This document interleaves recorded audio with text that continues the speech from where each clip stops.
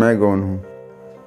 सकल जीव दुख विहीन हो, सदैव सुखी रहना चाहते हैं तथा सबको अपने आप से सर्वाधिक प्रेम है, जो इस तथ्य के कारण है कि सुख उनकी वास्तविक प्रकृति है। इसलिए सुख जो स्वभाव है तथा जिसकी अनुभूति मन विहीन निद्रा में प्रतिदिन होती है, उसको पाने के लिए अपने आप को जानना आवश्यक है। इसलिए मैं कौन हूँ का ज्ञान विचार प्रमुख साधन है। मैं कौन हूँ सप्त धातुओं रस, रक्त, मांस, मज्जा, मेद, अस्थि, शुक्र से बना स्थूल शरीर मैं नहीं हूँ। शब्द, स्पर्श, रूप, रस, गंध इन 5 विषयों को पृथक पृथक ग्रहण करने वाली क्रमशः करण, त्वचा, नेत्र, जीवा और नासिका, ये 5 ज्ञान इंद्रियां भी मैं नहीं हूँ। वचन, गमन, ग्रहण, बल विसर्जन, आनंद, ये 5विध क्रियाएं करने वाली क्रमशः वाक, पाद, पानी, वायु और उपस्थ, ये 5 कर्मेंद्रियां भी मैं नहीं हूँ। श्वास आदि 5 कर्म करने वाली प्राण आदि वायु पंचक भी मैं नहीं हूँ। संकल्प करने वाला मन भी मैं नहीं हूँ। सर्व विषयों एवं सर्व कर्मों से रहित तथा विषय वासनाओं से युक्त ज्ञान भी मैं नहीं हूँ।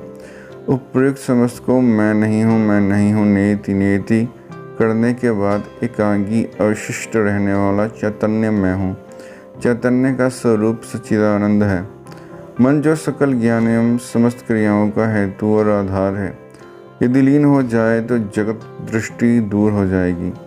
जिस प्रकार कल्पित सर्प ज्ञान दूर हुए बिना अधिष्ठान रज्जु ज्ञान नहीं होता, इसी प्रकार कल्पित जगत दृष्टि दूर हुए बिना अधिष्ठान स्वरूप दर्शन संभव नहीं है।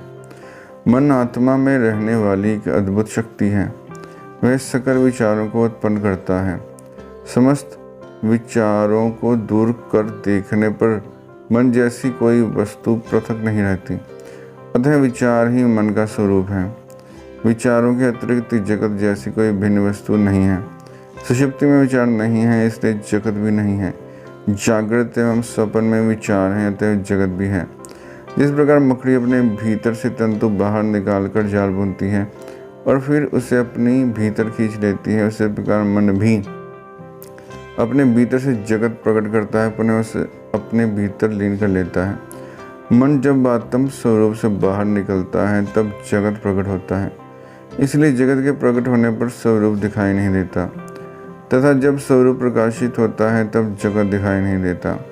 मन के स्वरूप की छानबीन करते जाने पर यह मालूम होता है कि आत्मा ही मन है।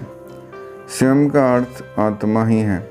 मन सदैव किसी एक स्थूल का अवलंबन लिए ही टिक सकता है, वह एकाकी टिक नहीं सकता।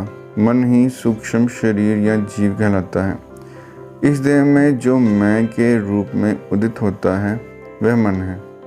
मैं विचार देह में सर्वप्रथम कहाँ से उदित होता है, यह अन्वेषण करने पर विदित होता है कि वह हृदय से उदित होता है। वही मन का उद्गम स्थान है। निरंतर मैं का चिंतन करते रहने से भी यह वहाँ पहुँचा देगा। मन में उठने वाले सकल विचारों में मैं विचार ही प्रथम विचार है। उसके उदित होने के बाद ही अन्य समस्त विचार उदित होते हैं। उत्तम पुरुष के उदित होने के पश्चात ही मध्यम पुरुष और अन्य पुरुष उदित होते हैं। उत्तम पुरुष के बिना मध्यम पुरुष और अन्य पुरुष नहीं टिकते। मैं कौन हूँ? अन्वेषण से ही मन निरुद्ध हो सकता है। मैं कौन हूँ? अन्वेषण अन्य समस्त विचारों का नाश कर शव को जलाने वाली लाठी की भांति स्वयं भी बाद में विनष्ट हो जाएगा। अन्य विचार उठने पर उनको पूरा होने का बिना अवसर दिए यह अन्वेषण करना चाहिए कि ये विचार किसे उठें। चाहे कितने ही विचार क्यों न उठें, प्रत्येक विचार के उठते ही सतर्क हो, ये विचार किसे उठा। इस प्रकार अन्वेषण करने पर मालूम होगा मुझे उठा, तब मैं कौन हूँ। अन्वेषण से मन अपने उद्गम स्थान को लौट जाएगा। उदित हुआ विचार भी लीन हो जाएगा। इस प्रकार अभ्यास करते रहने पर मन की अपने उद्गम स्थल में सुस्थिति रहने की शक्ति बढ़ती जाती है। सूक्ष्म मन जब मस्तिष्क एवं इंद्रियों द्वारा बहिर्मुखी होता है, जब स्थूल नाम रूप दृश्यमान होते हैं, वह जब हृदय में टिका रहता है तब नाम रूप तिरोहित हो जाते हैं। मन को बाहर निकलने ना देते हुए हृदय में सुस्थित रखना अहम मुक्ता या अंतर्मुक्ता कहलाता है। इस तरह मन जब हृदय में अवस्थित हो जाता है तब मैं जो सकल विचारों का मूल है विनिष्ट हो सदैव विद्यमान स्वयं स्वरूप ही प्रकाशित होगा। जहाँ मैं विचार लेश मात्र भी नहीं रहता वह स्वयं स्वरूप है, वही मौन कहलाता है। इस प्रकार निश्चल रहने का नाम ही ज्ञान दृष्टि है। निश्चल रहना अर्थात मन को आत्म स्वरूप में विलीन करना ही है। इसके विपरीत दूसरों के विचार जानना, त्रिकाल की जानकारी रखना, दूर देशों में घटने वाली बातें जानना, ये सब ज्ञान दृष्टि नहीं हो सकते। एकमात्र आत्मा यथार्थ में अस्तित्वमान है। जगत, जीव एवं ईश्वर सीप में चांदी की तरह उसमें अध्यारोपण है। ये तीनों एक ही समय में दृश्यमान होते तथा एक ही समय में अदृश्य होते हैं। आत्मस्वरूप ही जगत है, आत्मस्वरूप ही मैं है, आत्मस्वरूप ही ईश्वर है, सब कुछ शिव स्वरूप है। मनोनिरोध के लिए आत्म अन्वेषण के अतिरिक्त और कोई समुचित उपाय नहीं है। अन्य उपायों द्वारा निरोध किए जाए तो मन निरुद्ध सा रहकर पुनः बाहर निकल जाएगा। प्राणायाम से भी मन निरुद्ध होगा, किंतु प्राण जब तक निग्रहित हैं तब तक मन भी निरुद्ध रहेगा। प्राण बाहर निकलते ही मन भी बहिर्गामी होकर वासना वशीभूत हो भटकेगा। मन एवं प्राण दोनों के उद्गम स्थान एक ही हैं। विचार ही मन का स्वरूप है। मैं विचार ही मन का प्रथम विचार है, वही अहंकार है। अहंकार जहाँ से उदित होता है वहीं से श्वास भी निकलता है। जब मन का लय होता है तब प्राण का भी लय होता है, और जब प्राण का लय होता है तब मन का भी लय होता है। किंतु सुषुप्ति में यद्यपि मन लीन रहता है किंतु प्राण का लय नहीं होता। देह की रक्षा हेतु तथा देह मर तो गई नहीं है, यह संदेह दूसरों को ना हो, इसलिए ईश्वर की ऐसी नियति है। जागृत एवं समाधि में जब मन लीन होता है तब प्राण भी लयगत होता है। प्राण मन का स्थूल रूप कहलाता है। मृत्यु के समय तक मन प्राण को शरीर में टिकाए रखता है। शरीर के मरते समय उसे हर ले जाता है। अतः प्राणायाम मनोनिरोध में सहायक है, किंतु वह मनोनाश नहीं करेगा। प्राणायाम की तरह मूर्ति ध्यान, मंत्र जाप और आहार नियम भी मनोनिरोध में सहायक हैं। मूर्ति ध्यान और मंत्र जाप से मन एकाग्र होता है। सदैव हिलती रहने वाली हाथी की सूंड में यदि एक जंजीर दे दी जाए तो जैसे वह हाथी किसी दूसरी चीज़ को पकड़ने का प्रयास किए बिना उस जंजीर को ही पकड़े चलता रहता है, उसी प्रकार सदा चंचल रहने वाला मन को भी किसी नाम या रूप में अभ्यस्त किया जाए तो वह उसी को ग्रहण किए रहेगा। चूँकि मन असंख्य विचारों के रूप में फैलता है तथा प्रत्येक विचार अत्यंत दुर्बल होता है, अभ्यास से शक्तिशाली बने मन को आत्म अन्वेषण सुलभता से सिद्ध होगा। सकल नियमों में श्रेष्ठ मित सात्विक आहार से मन में सत्वगुण की वृद्धि होती है, जो आत्मान्वेषण में सहायक है। अति दीर्घ काल से चली आने वाली विषय वासनाएं समुद्र की तरंगों की तरह भले ही सीमित दिखाई दें, फिर भी वे सब के सब स्वरूप के प्रकाशित होते होते विनिष्ट हो जाएंगी। क्या ये समस्त विषय वासनाएं विनिष्ट होंगी तथा मैं स्वरूप मात्र में सुस्थित हो सकता हूँ, स्थित रह सकता हूँ? इस संदेह में विचार को भी स्थान दिए बिना स्वरूप ध्यान में निरंतर सुदृढ़ रहना चाहिए। कोई चाहे जितना बड़ा पापी क्यों न हो, मैं तो पापी हूँ, मेरा उद्धार कैसे हो सकता है? इस प्रकार दीन होकर प्रलाप ना करते हुए मैं पापी हूँ यह विचार भी बिल्कुल त्याग कर यदि वह स्वरूप ध्यान में सतत संलग्न रहेगा तो निश्चित ही उसका उद्धार होगा। जब तक मन में विषय वासनाएं हैं तब तक मैं कौन हूँ, अन्वेषण भी आवश्यक है। ज्यों ज्यों विचार उठते हैं त्यों त्यों उनकी उत्पत्ति स्थान में ही अन्वेषण द्वारा उन सबका नाश करना चाहिए। अन्य विषयों पर ध्यान न देना वैराग्य अथवा निस्पृहता है। अपने आत्मस्वरूप को न्याय त्यागना ज्ञान है। वास्तव में ये दोनों एक ही हैं। जिस प्रकार गोताखोर लोग अपनी कमर में पत्थर बांधकर डुबकी लगाते तथा समुद्र के तल में पड़े हुए मोती निकालते हैं, उसी प्रकार हर कोई वैराग्य धारण कर अपने अंदर गहरी डुबकी लगाकर आत्म मोती प्राप्त कर सकता है। सब स्वरूप प्राप्त होने तक यदि कोई निरंतर सब स्वरूप स्मरण में संलग्न रहेगा तो वह एक ही पर्याप्त है। जब तक दुर्ग के अंदर शत्रु हैं तब तक वे उससे बाहर आते रहेंगे। जब वे बाहर आते हैं, उन्हें मारते हैं तो दुर्ग हस्तगत हो जाएगा, दुर्ग पर विजय प्राप्त हो जाएगी। ईश्वर एवं सद्गुरु वास्तव में भिन्न नहीं है। जिस प्रकार व्याघ्र के मुख में गया हुआ शिकार बच नहीं सकता, ठीक उसी प्रकार जिन पर सद्गुरु की कृपा दृष्टि पड़ जाती है वे अवश्य ही रक्षित होंगे, कभी नष्ट नहीं होंगे। पर सबको सद्गुरु द्वारा निर्देशित मार्ग का अचूक अनुसरण करना चाहिए। आत्मचिंतन के अतिरिक्त और कोई चिंतन उठने के लिए किंचित भी अवकाश दिए बिना आत्मनिष्ठा में रहना ही अपने को ईश्वर को समर्पित करना है।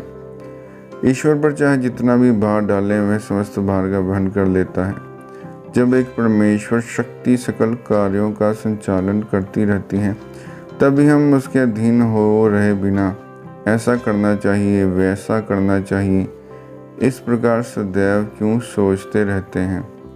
रेलगाड़ी सकल भार वहन कर ले जाती है, ये जानते हैं भी उसमें यात्रा करने वाले हम अपनी छोटी गठरी भी गाड़ी में रख आराम से रहे बिना उसे अपने सिर पर ढोते हुए कष्ट क्यों उठा रहे हैं।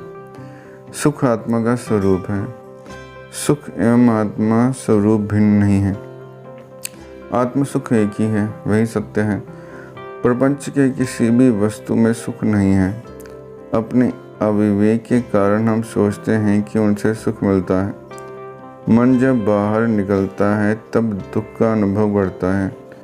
वास्तव में जब कभी हमारे विचारण पूर्ण होते हैं तब यह अपने उद्गम स्थान पर लौटकर आत्म सुख का ही अनुभव करता है।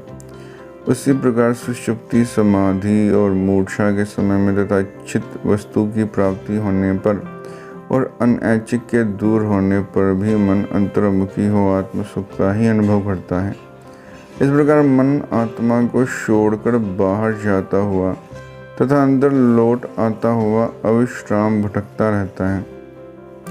वृक्ष के नीचे पेड़ की छाया सुखमय है, बाहर सूरज की धूप कड़ी है। बाहर भटकने वाला मनुष्य छाया में जाकर शीतलता का अनुभव करता है। थोड़ी देर बाद बाहर निकलकर गर्मी की भीषणता सह ना पाने पर पुनः पेड़ के नीचे आ जाता है। इस प्रकार वह छाया से धूप और धूप में छाया में भटकता रहता है। ऐसा करने वाला अविवेकी है, किंतु विवेकी छाया छोड़कर नहीं जाता। उसी प्रकार ज्ञानी का मन भी ब्रह्म से अलग नहीं होता, किंतु अज्ञानी का मन तो प्रपंच विषयों में भटकते हुए दुख भोगता तथा स्वल्प समय के लिए ब्रह्म में लौट आने पर सुख पाता रहता है।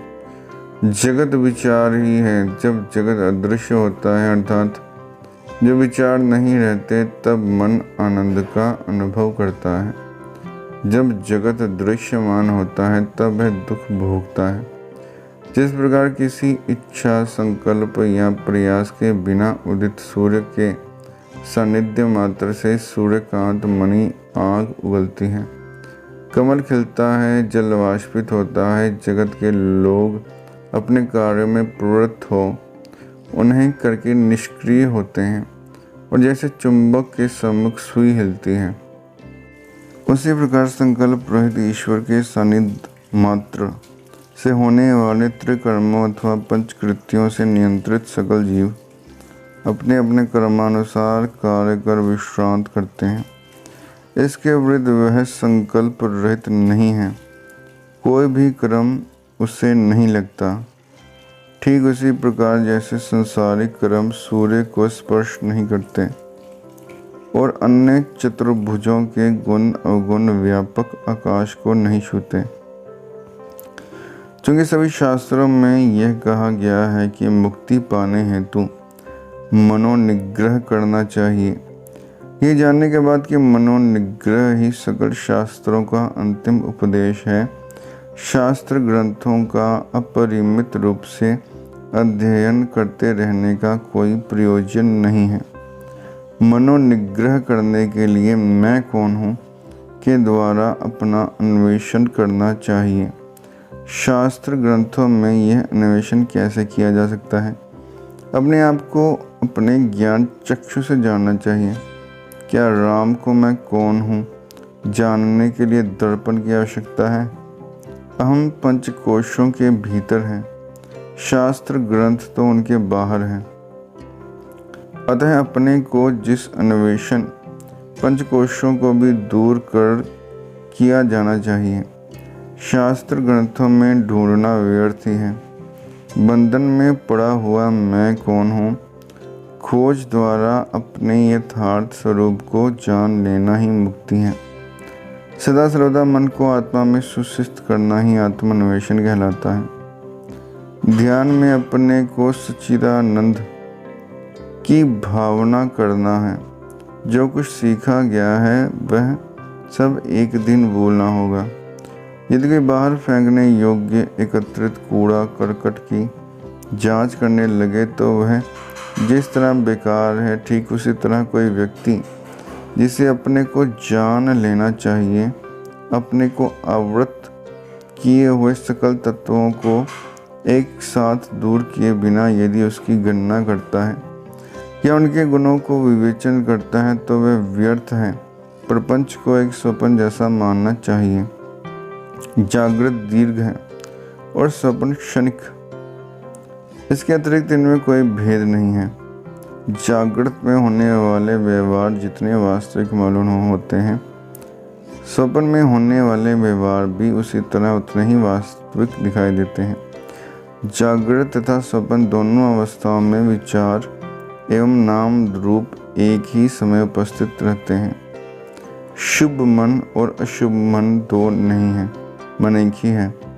वासनाएं ही शुभ एवं अशुभ दो प्रकार की होती हैं। जब मन शुभ वासनाओं के वशीभूत रहता है तब वह शुभ मन तथा अशुभ वासनाओं के वशीभूत रहता है तब वह अशुभ मन कहलाता है। दूसरे लोग चाहे जितने भी बुरे दिखाई दें फिर भी उनसे घृणा नहीं करनी चाहिए। राग एवं द्वेष दोनों ही बुरे हैं। प्रपंच विषयों में मन अधिक नहीं लगाना चाहिए। यहाँ तक हो सके दूसरों एक कार्यों में हस्तक्षेप नहीं करना चाहिए। दूसरों को जो कुछ दिया जाता है वही अपने को भी दिया जाता है। ये सत्य जान लेने पर कौन दूसरों को दिए बिना रहेगा। अहंता उदित होने पर सब कुछ उदित होगा। अहंता लीन होने पर सब कुछ विलीन हो जाएगा। हम जितना अधिक विनम्र हो आचरण करते हैं उतना ही अधिक हमारा हित होगा। यदि मन निग्रहित किए रहें तो चाहे कभी भी जो चाहें वो मिल सकता है। पूर्ण शांति, पूर्ण आनंद, पूर्ण सच्चिदानंद परमात्मा का आत्म साक्षात्कार हो सकता है। धन्यवाद।